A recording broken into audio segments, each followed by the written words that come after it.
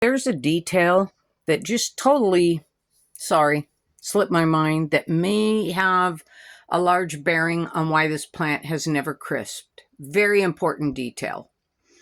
And maybe it is the actual reason why she's never crisped. You know, it's hard when you're doing these videos. It's really hard to remember stuff when you turn on the camera. And I always try to not write a script. I try to talk to you guys naturally as best I can. And sometimes I forget or leave details out. So after I've watered her and she's drained into that reservoir, I always dump it. But here's a detail that I just totally, my bad, missed, is I have extras of these reservoirs for these planters.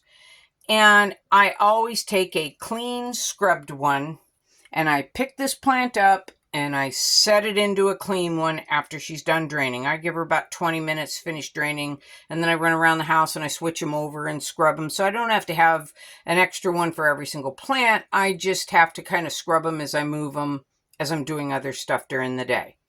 But do you see inside of here? I have little Sharpie marks. That tells me where the bottom of the pot sits.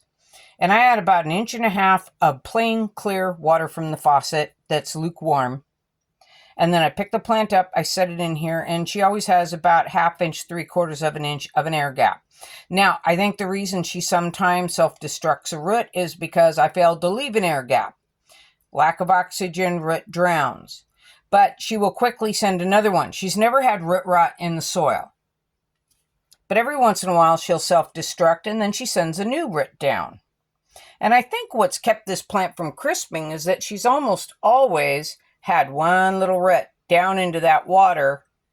And there's no point in putting fertilizer in there because, to be quite honest, my bark pole has lots of nutrients, and I water the bark pole with fertilizer. So I just give her a little bit of fresh water after she's done being fed through the pole.